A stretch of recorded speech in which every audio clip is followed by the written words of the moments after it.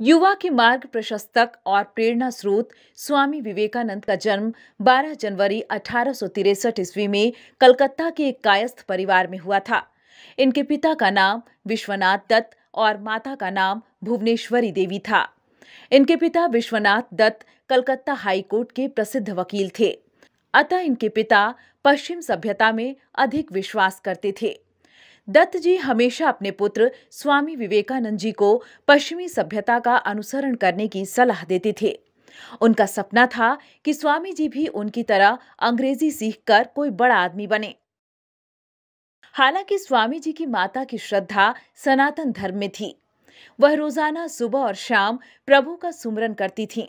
उनकी जिद के चलते स्वामी जी की प्रारंभिक शिक्षा कलकत्ता में हुई। बचपन में स्वामी जी का नाम नरेंद्र दत्त था। नरेंद्र बाल्यावस्था से प्रतिभा के धनी थे। उन पर मां सरस्वती की कृपा थी। स्वामी जी को ईश्वर से बेहद लगाव था। 16 वर्ष की आयु में 1869 में स्वामी जी कलकत्ता विश्वविद्यालय के एंट्रेंस एग्जाम में बैठे और इस एग्जाम में उन्हें सफलता मिली। इसी विश्वविद्यालय से उन्होंने स्नातक की उपाधि प्राप्त की। इस दौरान उनकी भेंट परमहंस महाराज जी से हुई। इसके बाद स्वामी जी ब्रह्म समाज से जुड़े। उस समय यह संस्था सनातन धर्म में सुधार के लिए कार्य करती थी। सन 1884 में स्वामी जी के पिता का निधन हो गया। इसके बाद घर परिवार की जिम्मेवारी स्वामी जी के कंधे पर आ गई।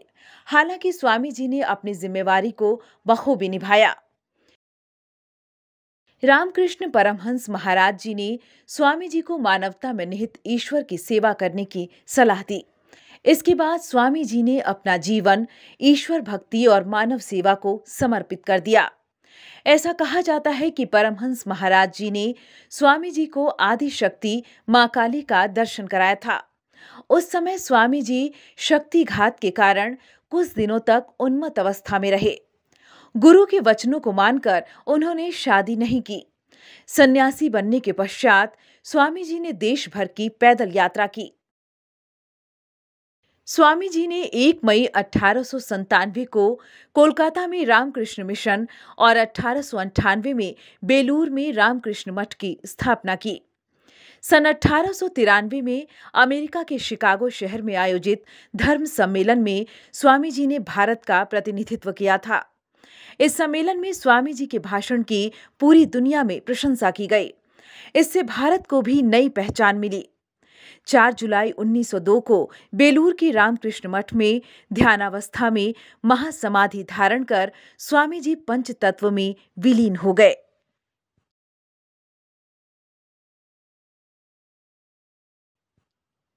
न्यूज विंग की ब्यूरो रिपोर्ट।